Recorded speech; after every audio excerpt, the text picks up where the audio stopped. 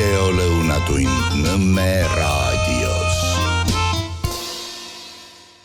Tervist, esmaspäev, lõunatund Nõmme raadios ja nagu ikka samal teemal nagu kirikus kunagi öeldi, oli laululeht ette antud ja öeldi omal viisil ja siis kolmas versioon oli samal viisil.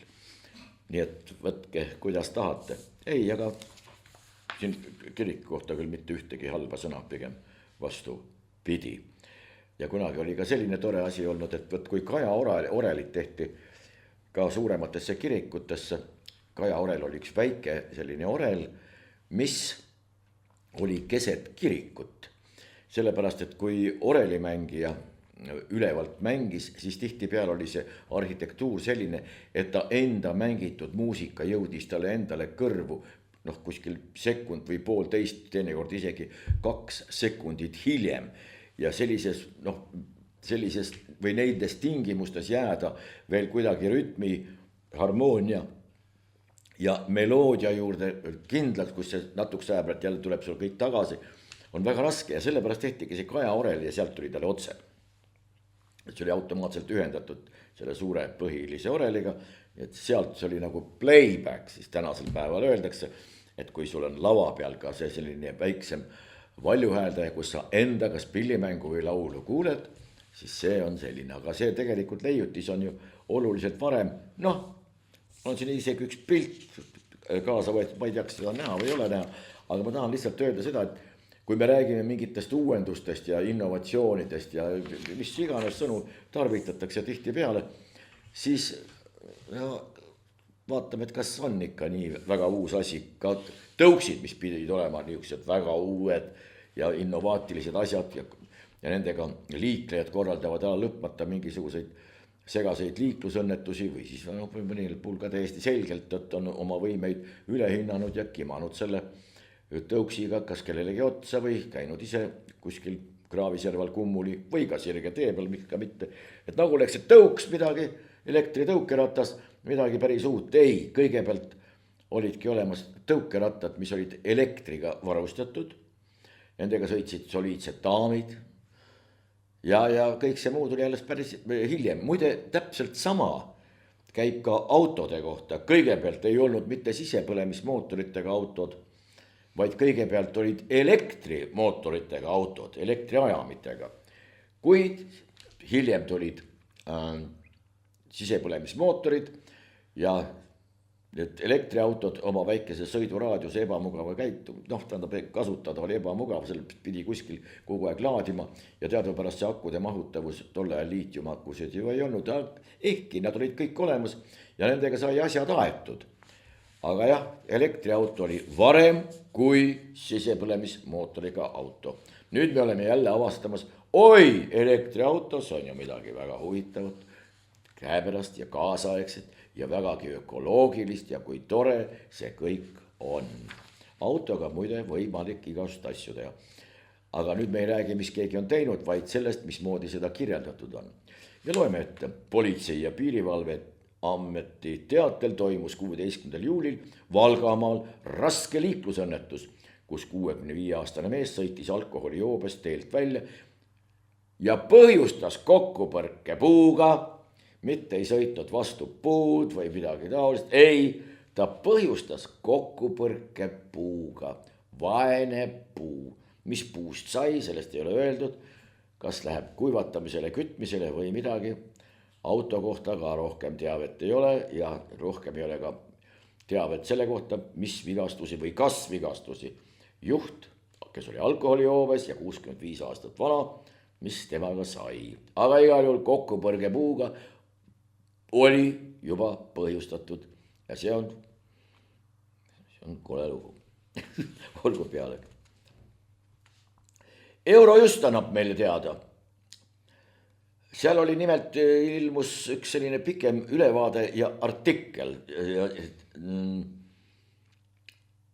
ja käsitleti scammers. Scammers on sellised, nendel on teine ingliskeelne nimi ka, see on call centers, kõnekeskused eesti keeles, neid on kasutatud ja selle Eurojusti raportis oli käsitletud nende petukõnede keskusi, kus koha pealt ja kes neid teevad. Ja heavy attention ehk siis tõlkes raske ja teravdatud tähelepanu oli just Ukraina nendel kõnekeskustel.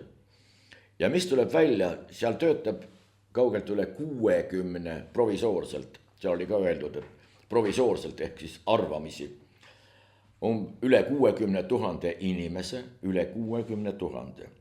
Nende kuukäive on umbes miljard provisoorselt jällegi või natukene rohkem. Ja mitte keegi ei ütle neile, et kuulge kallid sõbrad, pange see ometigi kinni. Meilt ka väidetavalt on ju miljoneid ja miljoneid välja petetud ja ma ei tea, eeldaks riiklikku reaktsiooni kas või sellel viisil, et kutsutakse välja asjur, et kuulge, vabandage väga, see ei ole aktsepteeritav, see ei ole meile vastuvõetav. Kui te seal enda juures kuskil midagi askeldate, palun väga, aga Eesti, kui teile veel lisaks abi osutav riik paluks nendest mängudest välja jätta, mitte üks liigutus, mitte üks sõna, ei ole ka kuulnud, et mingisugused teised riigid oleksid midagi ametlikult ette võtnud selleks, et seda tegevust piirata või see tegevus hoopiski ära lõpetada. Ilmselt on see tegevus, tuleb välja siiski, nii pakuti ka sellest Eurojust, ma nüüd ei mõtle mitte midagi välja, ma tsiteerin Eurojust Euroopa EU News, fraudulent, kes tahab kontrollida igast, fraudulent call centers Ukraine rolled. Ja tõdeti veel ühte, mis võtab selle asja päris hästi kokku, minu meelest subjektiivselt võttes, on see, et see on viidud tööstusliku tasemeni. See ei ole enam mingisugune ühe või kahe isiku selline põrandaalune tegevus, vaid see on terve tööstusharu. Mis on Ukrainast veel, siis siin on kõik võimalike ajalehtede spekulatsioone võimalik olnud jälgida kas või selle Fjodorovi ja nii edasi asjus, et ikka kes saab nüüd, kes on demokraatlikum ja kellest on rohkem kasu. Aga Ukraina enda allikaid millegipärast tundub, et kõik võimalikud meie eksperdid kas väldivad, kas teadlikult või kogemata, aga ei taha nendega mingit pistmist teha. Ju siis nende endi, meie ekspertide peas toimiv mingisugune mõttetegevus on tunduvalt parem, ilmekam, tõepärasem kui see, mida teevad Ukraina enda ajakirjanikud. Ja mis siis välja tuli, see samane Fjodorov, endine kaitseminister, tuleb meelde, kes on oma kohalt tagandatud. Nüüd otsitakse mingisugust lepitust, astus tee peale ette ei kellelegi teisele kui Minditšile, kes oli Zelenskil lähemalt kaasvõitlejad. Ja see tee peale ette astumine tähendas seda, et Minditš kaotas droonide hankes umbes 80% sellest, millega ta arvestas. Ja see läks hoopiski siis teise seltskonna kätte, sellepärast, et ühtedel on need firmad ja teistel on need firmad, ühtedel on kontaktid nende firmadega välismaal ja teistel on teistega. Nii et need asjad ei ole sugugi nii lihtsad ja nii õilsad ja demokraatlikud, nagu meil püütakse millegi pärast näidata. Ja miks seda tehakse, on täiesti arusaamatu.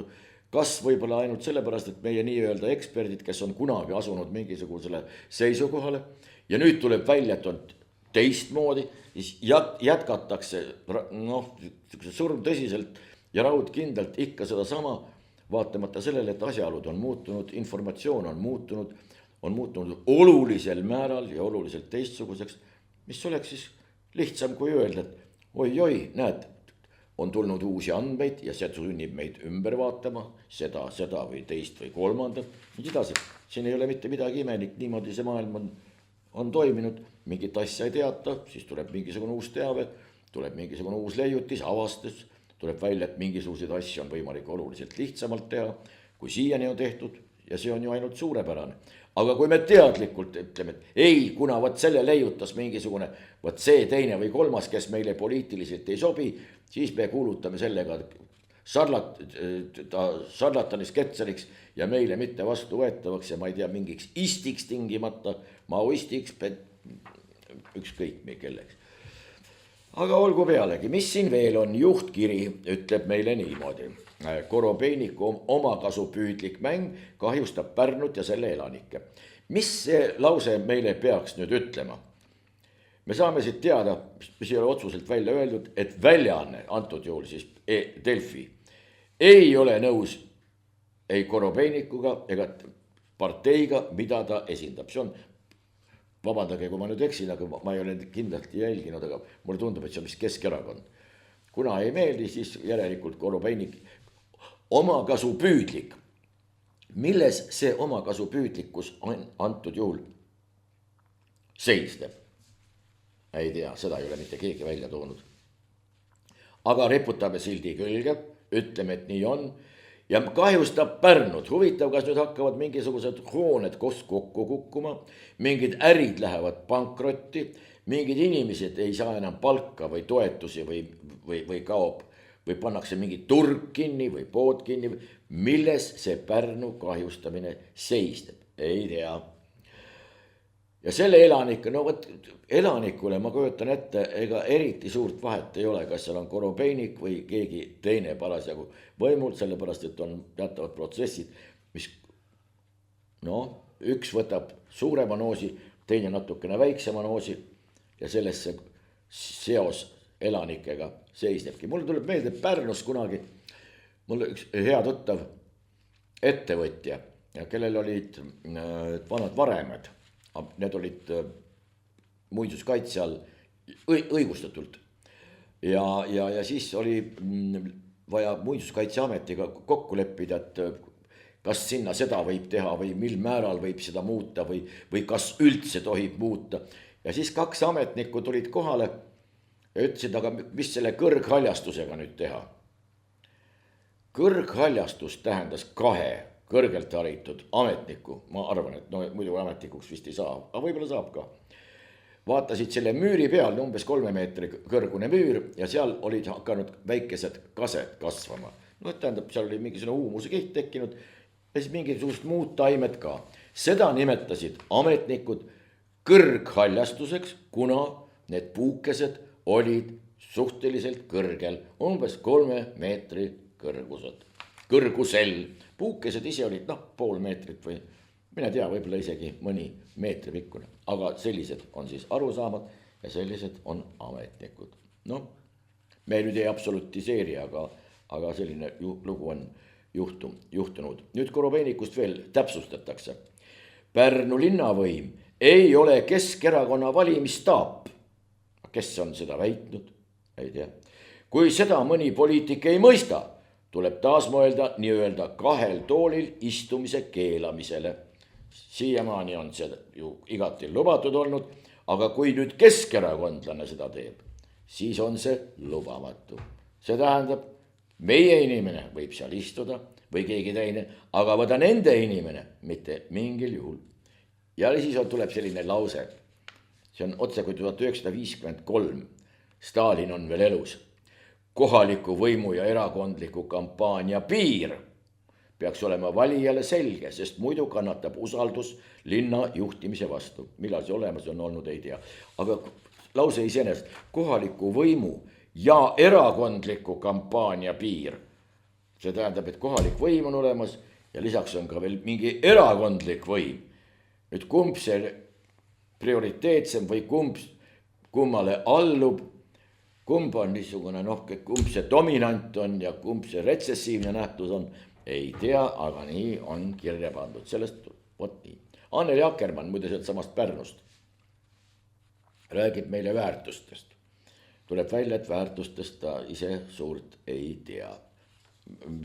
Tsiteerime praegu. Pärnu koalitsiooni raputasid väärtusküsimused. Niisiis, milles need väärtusküsimused seisnesid? Ütleb ta niimoodi.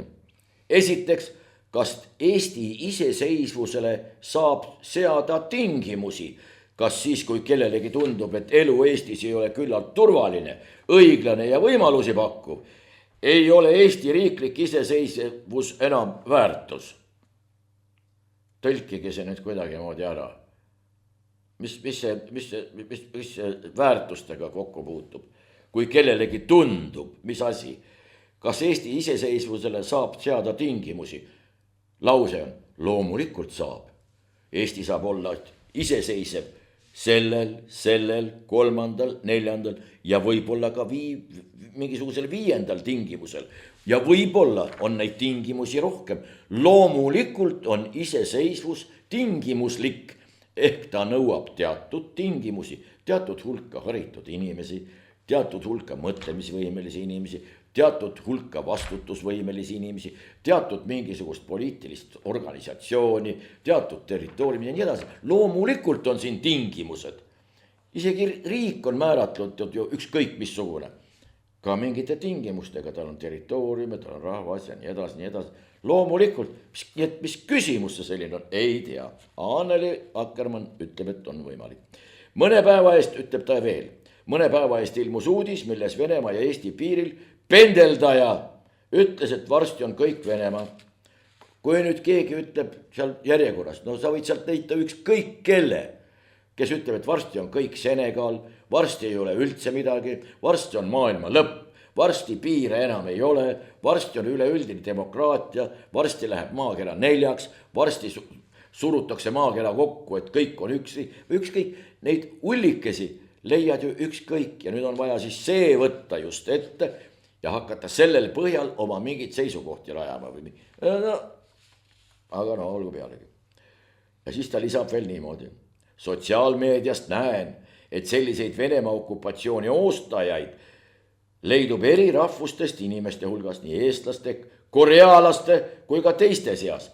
Miks pärast ta ütleb siin korealaste? Sellepärast, et siin peetakse silmas ühte, kelle soontes voolab ka Korea verd ja see on keskerakondlane ja see on Mihhail Kõlvart. Ei ole Eestis kuigi palju korealasi, aga noh, ta säilitab siin mingisuguse asja suuremeelselt ja ütleb nagu, noh, ja, aga siin on selged korealased, need ei kõlb. Mis nendel viga, ei tea. Kõik need rasked sõnad, tiblad, sibulad, vatnikud, ždanovlased, kes see ždanovlane on? Ei tea, ei kujuta ette. Putinistid, kes see on? Ei tea. Sovetid? Ei tea, kes need niisugused on. Ei käi mitte venelaste, vaid Venemaa okupatsiooni ihalejate kohta, ükskõik mis rahvusest nad on. Kes keegi igatseb siin Vene okupatsiooni või? Ei ole kuulnud. Isegi nende, mida ta nimetab sovettideks ja ma ei tea, tibladeks ja sibulateks ja Vene okupatsioon. Vene okupatsiooni muide ei ole Eestis mitte kunagi olnud. Siin on olnud, mis asi? Siin on olnud alates 1922, muide, lõpetas Vene Föderatsioon iseseisvana oma eksistentsi, sellest sai Nõukogude Liit koos teiste liiduvabariikidega, kuhu alates 1940. aastast Eesti töörahva soovil nende paremate esindajate äranägemise järgi kuulus ka Eesti endine vabariik ja siis sai sellest ENSV, Eesti Nõukogude Sotsialistlik Vabariik. Et Venemaa okupatsiooni, me võime siin tingimisi rääkida näiteks Nõukogude okupatsioonist. Jah, seda küll, Nõukogude. Aga siia valgunute hulgas oli kindlasti ka korealasi, ma kujutan ette. Aga kui nüüd Anneli Akkermanni käest küsida, et kuule, et kui siin väärtusküsimused nii aktuaalsed on, kas ta on ära õiendanud nende inimestega Pärnu kommertspangast, kes oma raha heausklikult sinna panid ja kelle raha lihtsalt kõige naturaalsemal kombel, noh, kasutame nüüd natuke sellist vulgaarset kõnepruuka, lihtsalt tuuri pandi. No ja juhtub ju ja no ja mis siis? No ei pruugi, kui enam sul endal selline veskikivi kaelas, siis ma ei tea, kas on kõige õigem nendest väärtustest rääkima hakata, aga no olgu pealegi. Ja ütleb veel niisugust asja, see on ka väärtusküsimus. Ukraina toetamine, Pärnu linnavalitsuse hoonelt võeti maha Ukraina lipp. Oda, mis väärtus see nüüd on siis? Ei tea, lipp on vabaduse sümbol ja vabadusel on verehind. Vaadake nüüd, siin on üks pisikene detail ja vana kurat ise on siin peidus. Lipp on vabaduse sümbol ja vabadusel on verehind. Võtke nüüd näiteks Nõukogude Liidu lipp ja minge sellega Viru tänavale ja hõisake, nagu ta siin ütleb, lipp on vabaduse sümbol. Mitu sammu te teha saate? Patrull on teil otsekohe kukil, teil on väär asi kukil, igasuguste võõragressiooni ja kõike muud õigustavate sümbolite ja märkide kasutamise eest ja nii edasi ja nii edasi ja nii edasi. Lipp, siis oleks pidanud täpsustama ka, mis lipp või kelle lipp. Iga lipp või sa võtad mingi Senegali lippu, kõnnid siin edasi tagasi. Keegi ei saa millestki aru, aga ütled, aga sellel on verehind. Kõik vaatavad, mis verehind sellel siis nii väga on. Võtad veel mõne lipu välja, kus 2. Võtad musta lipu, millel 2 välku peal on. Hiljaaegu toimus Tallinnas Pikal tänaval seal Vene saatkonna juures toimus meeleavaldus. See on seal toimunud aastaid juba. Ma ei tea, kas keegi pöörab sellele tähelepanu ka või mitte, aga igal juhul see seltskond on olnud võrdlemisi traditsioonikindel või kuidagi niimoodi ja käib ja hõikab seal loosungeid. Nendest loosungitest ise on väga raske aru saada, mida nad seal hõikavad, aga ilmselt on tegemist siiski Vene riigi tegevuse vastu suunatud protestikampaaniaga. Seal seisid 2 politseinikut ja ma küsisin nende käest, et ka huvitavad nende vaenusümbolite kohta, et kui me elame näiteks Euroopaga ühesuguses väärtusruumis, et siis kuidas selle puna-musta lipuga näiteks on, et kas see on nüüd lubatud või ei ole lubatud. Politseinikud uurisid, aga mis see on siis? Mõtlesin, tegemist on UPA lipuga, mille eest Poolas ootab siin kriminaalvastutus.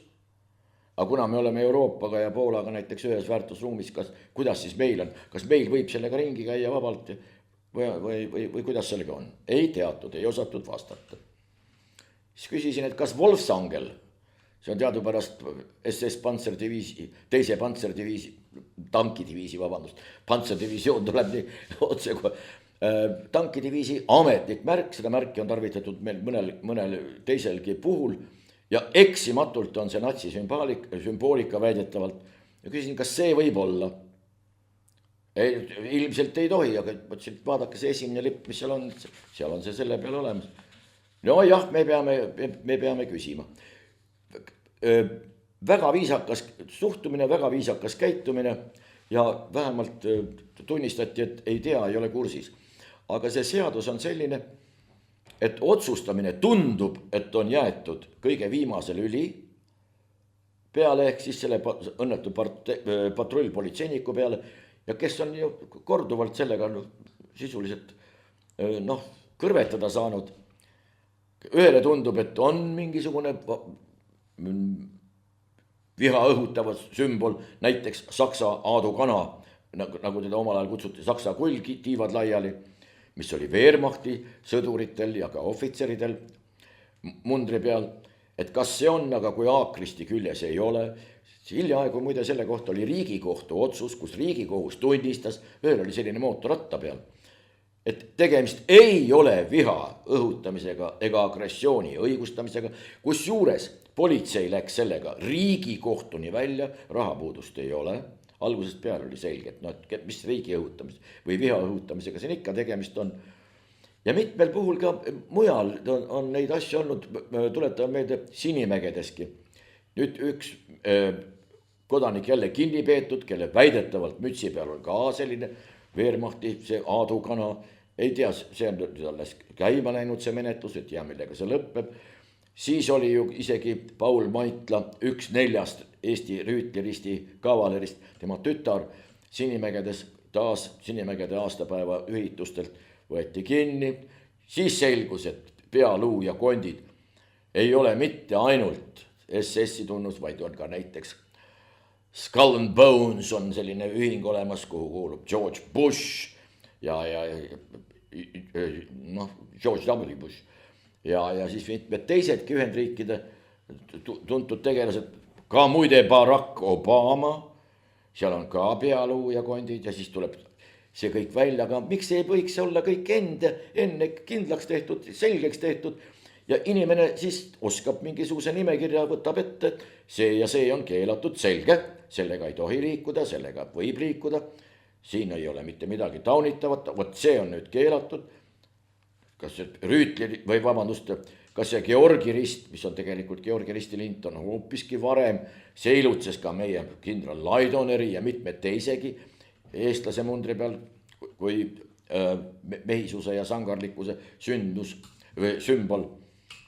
Kuidas siis sellega on ja kui nüüd näiteks Elroni rongi istmeid vaatad, siis on see täpselt samasugused värvid, täpselt samasuguses järjekorras, et siis ei tundu, et nendega midagi viga on. Ma tahan lihtsalt öelda, et need seadused võiksid olla kuidagimoodi kas selgemalt sõnastatud või siis otsustajate puhul selgemaks räägitud, mis puhul on tegemist rikkumisega ja mis puhul ei ole tegemist rikkumisega. Karri Ginter on selle kohta õigusteadlane sõna võtnud ja tema seisukohavõtud on küll olnud äärmiselt selged ja üheülbalised, aga ta on ka rõhutanud seda, et politsei on mitmel puhul tegutsenud täiesti oma tahtsi ja oma nägemuse järgi ja võib-olla siin on võib-olla ka, et kes püüab mingi järjekordse rahvavaenlase kinni, et saab kuidagimoodi ära märgitud, kas puhkuselisa või preemiat või tont teab mis, aga võib-olla ka mingisuguse väikse kupukese juurde, mille jaoks tal on juba õla peale siia väike augukene sisse tehtud, et sinna mahub üks uus tärn kenasti ära. Olgu, läheme siit edasi. Gert Valdoru ütleb, vahest on midagi ilusat ka ja tuleb ka tunnustavalt öelda. Gert Valdoru ütleb niimoodi. Ränk kärpelaks kõige haavatavamatele. Riik kohtleb neid sama julmalt nagu tujurikkuja sketšis. Miskit on meie väärtusruumis väga katki, kui kõige haavatavamate kaitsjad vajavad ise kaitset, et ellu jääda. Meie riigi esindajad tekitavad pika ja väärika ajalooga puuete inimeste eestseisjale, Eesti puuetega inimeste kojale asjatult kannatusi. Lugu on selles, et 150 000, see on tohutu summa, on Eesti puuetega inimeste kojalt taas ära võetud, mis nii tegutseb peaaegu, et mingisuguse sisemiste aurude peal, mootori kohta öeldakse, et ta töötab mootori aurudega oma entusiasmil ja siin on siis 150 000 eurot, mingisugune suur näitaja, ületamatu ja see tuleb ära võtta kõige haavatama. Neid, kes ise ei saa enda eest seista ja tihtipeale ei tihkagi seista, siis mis nüüd meie. Aga ja sinna kõrvale paneme mingisugused kulutused mingisugustele veidratele asjapuudele, mida ei ole kõik. Võtame kas või mingisugused 100 ja 1000 MTÜ-d, kes arendab võrdõiguslikkust, kes seda, kes kolmandat, kes 100 soolisust ja nii edasi, nii edasi, nii edasi. Seal ei ole miljonitest kahju. Nüüd on küsimus 150 000. Prioriteetide küsimus lihtsalt, mis on riiklike institutsioonide jaoks oluline ja mis nii väga. Muide, kui rahast tuli juttu, siis praegu on presidendikandidaadina välja käidud ka Maivi Rutte, kes on Euroopas väga tähtis isik ja tema kohta on plussidena välja käidud see, et ta on lehma lüpsnud ja siis ta on millegiga veel hakkama saanud. Aga tuletame veel nüüd natukene teise kandi pealt. Tema aktiivsel osalusel on Euroopa Liidus välja töötatud nii-öelda oma osaluse süsteem. See tähendab seda, et kui näiteks Margus Lepa otsustab askata füüsikuks, tal on kõik eeldused selleks olemas, ta on selle kohta lugenud, tal on laboris istunud tükk maad, kõik, ja nüüd ta mõtles välja, kuidas mingisugune tööstuslik protsess või suurem või väiksem, või mis on meil kogu aeg piinanud, et me ei oska seda teha. Ja nüüd on Margus Lepa sellel välja mõelnud ja tal on idee olemas, kuidas see siiamaani lahendamatu näinud tundunud probleem lihtsate meetoditega ära lahendada. Nüüd, Euroopa süsteem ütleb teile ühte, siin peab olema oma osalus, aga kus koha pealt võtab Margus Lepa see 200 või 300 või 400 000 või miljoni, mis oleks oma osalusena sinna auku läheks, kuhu siis riiklikud struktuurid juurde panevad, et siis saaks hakata seda tegema. Kui tal seda Margus Lepal antud juhul, jutuvärkides, seda raha ei ole, siis see projekt sinna jääbki. Mitte kellelgi selle vastu huvi ei ole, omaosalust ei ole, kõik head aega. Ameerika Ühendriikides, Hiinas ja mujalgi on need asjad sootuks teistmoodi. Tavaliselt seal töötab suurepäraselt muide see skeem, mis on elementaarne, aga mille peale meie inimesed ei tule. Ma ei mõtle nüüd kõiki inimesi, ma räägin nendest inimestest, kes on kuskil mingitel kohtadel, kus oleks mingisugune otsustamine võimalik. Halvas eesti keeles otsuste vastu võtmine, tegelikult peaks olema otsustamine. Sest kui sa otsuse võtad vastu, see tähendab, võtad vastu juba mingisuguse valmis kujul otsuse, aga kes otsustas, see jääb, ei tule alati välja. Niisiis, Ühendriikides töötab süsteem nagu Hiinas. Jaapani muide alates 74. aastast, kui vaadati, et Jaapan hakkab kuidagi väga nii üle kätte minema, nii oma tehnoloogia, kõige muu ja mõtte ja kõige inseneri mõttega eeskätt, siis tehti seal teatavad liigutused maha tagasi ja nagu te panete tähele, Jaapan täna tehnoloogia maailma tipus ilma ei tee. Küll teevad igasugused Lõuna-Koread, igasugused Indiad, Hiinad, kõik teised. Ehk siis tuleme selle süsteemi juurde tagasi. Professor mõtleb, lihtsustame asja. Professor mõtleb välja, kuidas saab paekivist liha. Praegu üldistan lihtsalt, et oleks selge. Tegelikult ega ei saa, aga ütleme. Professor mõtleb välja, kuidas seda teha. Siis tuleb insener ja teeb joonised, vajalikud arvutused. Nii, see vajab seda, temperatuur, nii, see vajab seda, energiamahut, see kõik. Joonistab selle nii-öelda, teeb selle projekti valmis. Nüüd tuleb tehnik, kõrgelt haritud tehnik, motiveeritud, stimuleeritud. Teeb selle praktilise osa, kuidas moodi see välja näeb. Ja siis tuleb ülimalt haritud töötaja, vabandust, nüüd läks küll valesti natukene. Tuleb töötaja, töömees, kes teeb selle füüsiliselt, selle julla valmis. Selleks ei pruugi olla üks töötaja, selleks võib olla ka neid töömehi hulgem või tsehh või terve vabrik või tehas, ükskõik. Aga see tehakse füüsilist valmis ja see ka ei ole veel kõik. See on enda tarbeks, kui tehakse. Kui tahetakse selle pealt veel teenida, treenitakse niikuinii. Kui seda toodet hakatakse hiljem müüma, aga on vaja ka müügimeest. See, kellel on tuttavad seal, kes viib selle sinna ja mille pealt hakatakse teenima. Lattu tootmine on täiesti mõttetu tegevus. Nii et kui see ahel ei tööta, aga meil ei ole isegi turulugejaid. Turulugemine tähendab mida? Turulugemine on iseenesest väga lihtne asi. See tähendab, et teatakse, mis turul toimub, kuidas turul toimub, kes toimetab, kelle kaudu toimetab, millised on tehnoloogiad, millise tehnoloogia alusel seda kõike seal toimetatakse, millised on tehnoloogiad, kuidas ühte või teist asja tehakse. See on elementaarne teadmine, meil turulugemise oskus puudub. Ja siis ongi mingid kitsad spetsialistid, näiteks finantsist, lastakse asja kallale, olgu see sotsiaalsfäär või ma ei tea, ükskõik mingisugune meditsiinisfäär, lastakse sinna finantsist. Mida finantsist näeb? Tema näeb ainult numbreid, ta näeb raha, ta näeb arve ja ta näeb intressi. Mis sellega kaasneb või mis tulemid, järelmid, millised on eeldused ja missugused on tingimused, seda ta ei näe. See polegi tema asi. Aga meil paraku on see asi täpselt sellel tasemel ja isegi need, kes peaksid tegelema selle turu lugemisega, ei saa oma asjadega hakkama. Lihtsalt ei ole selleks suutelised. Läksime nüüd kõrvale. Jaanus Petlem ütleb meile, Tokajevit, Petlem tuleb meelde oma ämma seadustega. Istus Riigikogus, oli vaja seadust, ämma kasuks erastamise puhul ära tehti, ei olnud küsimust. Ja ta ütleb niimoodi, Tokajeve torge Putinile polnud julge tõe kuulutamine, vaid meediatrikk. Astana jätkab topeltmängu.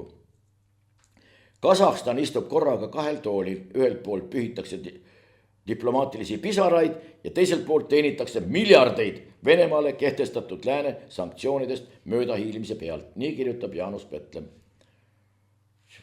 Kui üks riigijuht tegutseb oma riigi huvides, mitte kellegi teise riigi huvides, aga oma riigi huvides, siis on see ju ainult tervitatav nähtus. Aga kuna see antud juhul Petlemile ei meeldi, siis vajab ta pisaraid ja siis on see kõik kole ja teenitakse miljardeid Venemaale kehtestatud lääne sanktsioonide möödahiilimise pärast. Kui see on võimalik ja kui seda tehakse, Euroopa Liit ise muide ostab rekordkogustes gaasi, mingisugused sanktsioonid ei loe. Muide, viimati tuli välja ka see, et no ei ole õnnestunud. Alguses oli sanktsioonipaketis ka soobli ja muud karusnahad. No Euroopa naised tahavad ilusti riides käia ja selles ei ole mitte midagi imelikku. Ilusad naised tahavad ilusti riides käia. See on eluaeg niimoodi olnud. No ja mis siin imelik on? Aga no ei ole suudetud neid karusloomi millegi muuga asendada ja tõmmati maha sooblid ja kõik igasugused muud niisugused ilusa karvaga närilised ja kiskjalised isegi, need võivad endiselt Euroopasse tulla. Aga nii, aga siin oli üks väike niisugune lups veel. Jutt on Barutast, Andrus Övelson, tuntud Jaapanis muide väga austatud ja lugupeetud isik. Isegi lapsik oleks selle inimese kohta vale öelda. Baruto andis Jürgen Ligile valusa hinnangu. Rahandusminister Jürgen Ligi värske sotsiaalmeedia postitus vallandas terava kriitika. Endine sumumaadleja Kaido Hövelson ehk Baruto leiab, et ministri sõnakasutus ei sobi ametikandjale ega inimesele. Baruto on üht-teist Jaapanis õppinud. Mõned asjad kas sobivad teatud kohas ütlemiseks või tegemiseks ja teatud asjad lihtsalt ei sobi. No näete, aga rahandusminister Jürgen Ligi ei ole seda tarkust omandanud. Rahandusminister Jürgen Ligi sattust naha. Ta jagas Facebookis pilapilti koos napisõnalise kommentaariga. Sibulat tahan, peksa on. Selline oli lause. Ligi jagatud postituses on kõrvuti internetis levinud meem Mihhail Kõlvartist ning foto Ranna-Rootsi lihatoodetest koos sibulatega. Ma usun, et keegi ei tahaks seda pilti näha, kui Jürgen Ligi tuleb Kõlvarti juurde ja ütleb, no nii, peksa on. See oleks ilmselt üsna ebavõrdne vastasseis, aga võib-olla kuluks ära, mõne tea. Homne Eesti, jälle keegi Danil Martikainen Jarlukovski, millegi pärast leitakse alati mingisugune venelane, kes midagi ütleb. Homne Eesti on võimalik vaid eestlastega. Kui see homne Eesti on võimalik vaid eestlastega, siis mida Danil Martikainen Jarlukovski sa siin passid? Mida sa siin teed? Ja veel enamgi, aga mida sa siin kirjutad? Kui see on eestlastele mõeldud, siis ole hea. Aitab küll. Välisminister Tsahkna on öelnud. Tsahkna on meie lemmik, unsere brave trottel, kasutame šveiki. Aeg on edasi minna Tallinna Helsingi tunneliga. Aeg on edasi. Tähendab, kas see tunnel siis kas ta on kaevanud juba oma kuskile Kapsamaale mingisuguse augu, et sealt nüüd edasi minna siis kuskile. Või mis mõttes edasi minna? Aeg, kuidas ta seda aega määratleb, et nüüd on aeg. Me ei saa hakkama Kristiine keskuse sealt mingi alt läbikäiguga, et saaks jalakäijad turvaliselt sealt üle, sellepärast, et seal on ehitajaga probleem, siis on linnavalitsusega mingi probleem, siis on kolmanda asjad, siis on raha. Tähendab, põhimõtteliselt siin ei saada hakkama niisuguse pisikese, mingisuguse ülekäiguga, aga Tsahkna võtab ette. Aga miks mitte Redel Marsile? Ma usun, et paljud inimesed paneksid raha ka kokku, ja Tsahkna kohustub esimesena minema. Nii, ja ta ütleb veel niimoodi. Helsingi tunneliga edasiliikumine annab jõudu juurde ka piirkonna teistele projektidele. Ma ei tea, Kalamajas on üks maja projekteeritud, kas see kellele kuidagi mõjub? Teistele projektidele. Mis projekt siin veel on? No, esimeseks sammuks Põhjala-Balti uuendatud taristu koostöös. Mis Põhjala-Balti uuendatud taristu koostöös? tähendab, aga noh, Veliki Vassiuki ostab Bender, on selle kõrval poisike. Nii, millest pajatavad Anthony Fauci Covidi päevade päevikud. Wall Street Journal kirjutab sellest, mitte Wall Street Journal ei kirjuta, aga Wall Street Journalis on avaldatud artikkel, kus on see lahti võetud. Tuleb välja, ta umbes 100 korda viitas põhiseaduse 5. paragrahvile, amendment number 5, 5th amendment, kuidas soovite. Ja seal on öeldud, kedagi ei või süüdistada ja kedagi ei või ja kelleltki või midagi ära võtta juhul, kui ei ole ette nähtud ja nii edasi. See on võrdlemisi pikk paragrahv, selgelt ära öeldud. Aga siis tuleb ikkagi välja, ta keeldus lõplikult vastamast ka küsimusele, mis puudutab selle Covidi lähtekohta, kust koha pealt see pärit on, kas see on laborist pärit või kuskilt mujalt, aga kõik muu tuleb sealt ilusti välja. Ta on olnud põhjustanud ühed suuremad paanikat, teinud ühed suuremad, loonud suurepärased tingimused teatavale seltskonnale raha tegemiseks. Ta on võtnud maha terved tööstusharud sealt, kus vaja oli ja nii edasi, nii edasi, nii edasi. Aga nüüd tuletame meelde meie enda siin suurte Covidi apologeetide sõnavõtud, mis nad siis alguses kõik meile rääkisid. Ja isegi need, kes julgesid küsida, et oota, kas see vaktsiin on ikka proovitud järele või kas ma võin küsida, et mida mulle süstitakse. Juba selline küsimus, sa said otsekohe sildi otsa ette, vaktsiini vastane. Sa püüdsid abitult öelda, et ma ei ole vastane. Ma tahaks lihtsalt teada, et kus seda prooviti või kas seda on piisavalt proovitud või rääkige palun. Ei, kõik. Ja need kõige resoluutsemad mammid, nüüd läks, vabandust. Nüüd siiralt vabandust. Jollerid ja Lutsarid ja kõik. No, mis te nüüd ei ole ühtegi sõna, aga nüüd ei ole ka ühtegi ajakirjanikku meil, kes ütleks, et vabandage väga, need inimesed rääkisid meile toonas sellist juttu ja võib-olla nad rääkisidki seda siiras usus, siiras arusaamises selle kohta, et nii ongi ja nii käibki ja nii ongi. Nüüd aga uute andmete valguses võib öelda, siin me eksisime, siin me pingutasime üle, seda ei oleks pidanud kindlasti tegema, seda oleks pidanud vastupidi juurde väänema mõnda asja näiteks või ükskõik mida. Võib-olla oleks pidanud mingi haigla valmisolekuid olema suurendama või parandama või tontsida tea. Aga mingeid järeldusi mitte kuskilt, mitte üks piuks. Nii. Rand Paul on selle kohta muide öelnud, et selle samase Fauci kaasuse kohta ja Paul warns ta hoiatab Faucit repercussions ehk siis repressioonide eest sellel puhul, et ta keeldus teatud küsimustele vastamast. Et Ühendriikides siiski, seal on ka omad mingisugused sellised süsteemid ja kõik võimalikud asjad, aga on ka mingisugused teised mehhanismid, mis meil paraku puuduvad. Kes näiteks saaks meilt küsida, kuule, Kristen Michal või kuule, Karmen Joller või kuule, Tsahkna, kus sul see, mis pagana asja sa selle oma tunneliga ajad, et kas juba projekt on koos või rahad koos või kes ehitab või mis asja või mille jaoks seda üldse kõike vaja. Meil ei ole sellist, isegi muide ajakirjanikud panete tähele, aga see on üsna kõva märk, sellepärast, et vaadake kas või selle pilguga meie ajakirjandust. Üks asi on, millest räägitakse. Teine asi, mida selle tekstiga, mis on kas kirjutatud või räägitud kuskil, öelda tahetakse, ehk siis reema. Teema on üks asi, reema, mida öelda tahetakse, aga kolmas on veel asi olemas. Selleks on anareema, ehk mida ei öelda, millest rääkimist välditakse kui katku. Vaat ei tule kõne alla. Ma toon teile väikse näite, vaadake, kui on nii peal, kas panku on keegi kritiseerinud? Mingisuguseid protsente.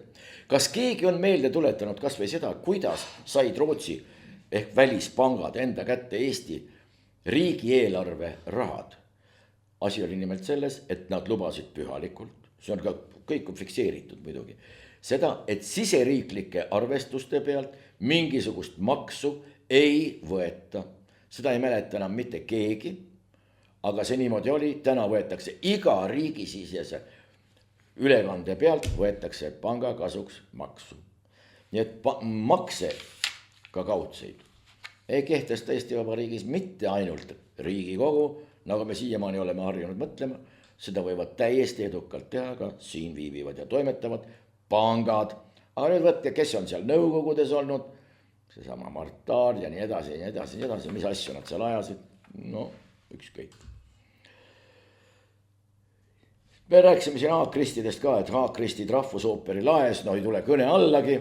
Aga millal läks see nõukogude temaatika, mis Estonia laes on, millal see läks aktuaalseks? See läks aktuaalseks täpselt siis, kui hakkasid tihenema pilved Ott Maateni kohal. Et kuidas moodi ikkagi nende kooridega on, kuidas nende rahadega on, miks meie parimad hääled ei esine Estonias, vaid teevad seda kuskil mujal maailmas, mis seal ikkagi lahti on ja siis leiab selle peale järsku Ott Maaten kõige põletavam asja, hoopis kõige tähtsam on see, et nõukogude sisuga pilt on laes okas ja Elmar Kits, kui ma ei eksi, oli teine autor, tuleks ära värvida või ma ei tea, mis teha. Hannes Hanso hea lausega presidendist pürgimiseks, kui on vaja, teeme ära. Aga mida ära tehakse? No ei tea, esinetakse või olgu pealegi. Siis on antud meile teada üle 15 punkri ja 10 kilomeetrit kraavi. Eesti jõudis Balti kaitseliiniga naabritest ette. Tähendab, neil on siis veel vähem või, aga nüüd on üks küsimus, kui meil on nii palju miljardeid ja nii palju, mis need siin on, punkrid ja kilomeetrid kraave ja kõike seda ja vaatamata sellele jõuavad siit täiesti ilma relvadeta, kas tennistes ilma igasuguste tankide ja ma ei tea, veel mingite abivahendite, ilma helikopteriteta jõuavad siia mingisugused kaltsakad kuskilt kolmandatest riikidest, Aafrikast või tont teab veel kuskilt, kui need jõuavad, aga mis siis veel teha, peale tuleb hakata, kui päris sõjaväelased, kes on selleks piiri ületamiseks ettevalmistusi teinud, kellel on pilt ees, kus koha peal see kaamera on ja kuhu see miin, mürsk või mingisugune šrapnellike, fugassikene lendama peab ja nii edasi, mis me siis peale hakkama. See on täiesti arusaamatu ja rändesurve, mida korraldab Lukašenka. Huvitav, mida see Lukašenko sealt Ceutas või kus 60 000 hiljaaegu Aafrikast, Marokost maandusid Hispaanias. Mida see Lukašenko seal korraldas või kuidas ta sellega seotud oli? Meie ajakirjanduses oli muidugi juba öeldud, et ei saa välistada, et šnitti võeti just nendest piiriületamistest, mis oli Läti ja Valgevene piiri peal. Ma ei tea, kas siis Läti piirivalve ei suuda seda piiri valvata või kas neil seda kraavi ja punkrit ei ole või milles asi igal juhul tekitab mõtteid küll. Ja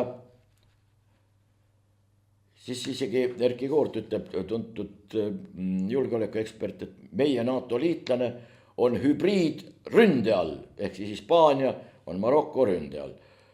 Aga mida me tegime meie? Õnnitlesime samal päeval Maroko rahvast troonipäeva puhul. Kui palju Eesti inimestest teadis üldse, et mingi rünne on? Kui palju nendest teadis, et Maroko on üldse kuskil olemas? Mõni on võib-olla käinud seal, jah, võib-olla läbi sõitnud.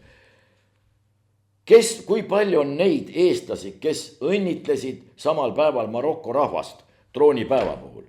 Kes üldse teab, et mingi troonipäev Marokos olemas on ja kui palju on neid eestlasi? Vot siin on see meie kasutasime, aga mida tegime meie? Õnnitlesime samal päeval Maroko rahvast. Kas siis teistpidi, kas see Maroko rahvas on ka kuidagi moodi süüdi siis või millest ta süüdi on või? Varem tuletame meelde aastat, mitte eriti ammu, räägiti meile ju väga tõsise näoga sellest, et kuidas see kõik rikastab meie ühiskonda, kuidas see rikastab meie kultuuri, kuidas enamik nendest põgenitest on kõrgelt haritud kirurgid, insenerid, tuumafüüsikud ja nii edasi ja nii edasi. Kas siis nüüd on vahepeal midagi muutunud või ei tea, või on see kontingent muutunud. Et kuidagimoodi võiks kokku leppida, mis see teave on, mida esitatakse ja noh, ja edasi. Rahvusringhäälingus räägiti meile pikalt laialt vahepeal hommikul.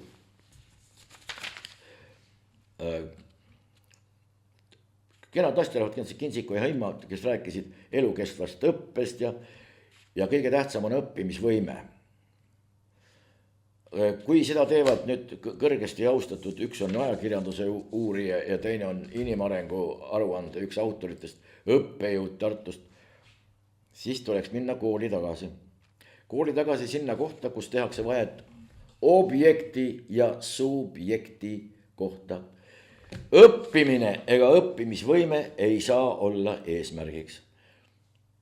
Eesmärgiks saab olla uus kvaliteet. Kui millegi saavutamiseks, on millegi omandamiseks, millegi oskama hakkamiseks, millestki arusaamiseks on vaja õppida, siis on vaja õppida. Aga õppida ei ole mitte sellepärast vaja, et on vaja õppida, vaid õppida on vaja selleks, et targaks saada, midagi kogeda, midagi osata, millestki aru saada ja midagi mõista. Ükski tegevus eesmärgina ei saa olla eesmärk. On vaja hüpata. Milleks on vaja hüpata? No kaugushüppa hüppab, et on vaja hüpata rohkem kui Beeman. Selge, rekord on eesmärk. Ja nii edasi, tähendab, sest võib rääkida ja rääkida. Aga muidugi tuleb ühest asjast ka aru saada, siin on tohutu raha taga, kõik võimalikud koolitused. Need koolitused on 99% mingisugune nonsense, sellepärast et inimesed tulevad sinna, nad kuulavad, kuidas õigesti nuusutad või teha midagi. Mingi asja nimi on koolitus. Mille võrra te nüüd siis targemad olete? Mida te nüüd siis teada saite? Reeglina mitte midagi. Aga kuna riiklikult on igasuguste kohtade ja mingisuguste selliste sotsiaalsete ja ametialaste liftide eelduseks, et sa pead olema läbinud selle, sa pead olema läbinud selle. Kas sellest midagi tolku on või ei ole? No, olen meelega käinud mõningatel sellistel koolitustel asju uurimas. No, peale enda vihastamise ei ole mitte midagi peale hakata. See on niivõrd abitu ja paistab välja. Kui sulle tuleb akadeemik rääkima, et teadus ongi selline koht, kus igal ühel on õigus oma seisukohale ja arusaamadele, vaat siis tahaks karjuda kõva häälega. Just nimelt teadus on see koht, kus apelleeritakse faktidele, teaduslikele faktidele või empiirilistele faktidele, kus kasutades sama metoodikat jõuab teine inimene või teine uurijate kollektiiv täpselt samasuguste tulemusteni. No mis me siis ütleme, et õpilane ütleb 2 + 2, no palju on? 6, ei 4 on ju. Teadus on selline koht, kus igal ühel on võimalik õigus oma seisukohale. Minu meelest on 6 ja palun väga õpetaja, see ei anna teile mingisugust õigust mulle arvestust mitte panna või panna hinne, mis on puudulik või kuskil mingil muul moel hakata mind pookima, kiusama edaspidises elus. Võt nii ongi. Sinnamaani me oleme jõudnud. Aha, ja Riho Terras ütleb meile ka. Nõukogude Liidu pärijad Rootsi tulevases valitsuses. Tänan ei. Ja millest jutt käib? Paljude rootslaste jaoks kuulub kommunism minevikku. Esiteks, kus see kommunism kunagi olnud on? Teda ei ole mitte kunagi, mitte kuskil olnud. Õpetus, jah. Distsipliin, jah. Teooria, jah. Kõik võimalikud kirjutused sel teemal, jah. Loomulikult, teooria, jah, loomulikult. Aga kommunismi kui sellist ei ole mitte kuskil olnud. Ja edasi, seda kohtab vaid ajalooõpikutes, arhiivides ja vanades parteiprogrammides. Eestlaste jaoks mitte. See tähistab okupatsiooni, küüditamisi ja kaotatud vabadust, mida kannavad edasi meie rahvuslik mälu ja perekondade lood, nii kirjutab Euroopa Parlamendi liige Riho Terras. Ja jätkab, meie kogemus õpetab, et Nõukogude Liit ei rajanud oma kuritegelikke ambitsioone üksnes tankidele ja sõduritele. Sama olulised olid propaganda, raha ja välisriikides tegutsenud marionettparteid ja mõjukanalid. Rootsi kommunistid olid osa sellest tohutust võrgustikust. Soovitaks Riho Terrasele vaadata siia oma kodu Tanumale. Kui palju siin on? No Rootsis võib-olla olid kommunistid, aga see on Rootsi rahva, valitsuse, kõiki nende rootslaste asi, mis nende riigis on. Riho Terras, vaadaku äkki siin ka natukene ringi, kus koha peal, mitte tavalised isegi reakommunistid. Seal oli ka igasuguseid inimesi. Aga vaadaku see partei nomenklatuur üle. Katsugu keegi vastatab küsimusele, miks pärast saavad nii-öelda okupatsioonivõimude käepikendustena siin toiminud kas või julgeolekuorganite, miilitsaorganite, kohtuorganite, kõikide nende käsilaste, miks nad saavad tihtipeale eripensioni. Siiamaani vastamata küsimused, miks pärast näiteks kas või okupatsiooniarmees olemine ja sealsed auastmed said aluseks Eesti nüüd juba oma kaitseväe karjäärialases edasiliikumises, samal ajal kui Eesti väidetavalt siis seaduslik eksiilvalitsus annetas samuti sõjalised auastmed mitmetele Eesti kodanikele, kes olid tegevad siis kaitseväe taasloomisel, Kaitseliidu taasloomisel, siis neid auastmeid Eesti Vabariigis ei arvestata. Küll aga, nagu ma ütlesin, lähevad okupatsiooniarmee auastmed, omandatud auastmed väga hästi kaubaks. No, olgu peale. Nii, paneme siia tänaseks punkti ja mida lõpetuseks öelda. Täname siiamaani kõiki neid toetajaid, kes on olnud, loodame, et teid tuleb rohkem. Ajad on keerulised ja päris lõpetuseks ütleme, et meie püha sõda, nagu tavaliselt, läheb loomulikult edasi.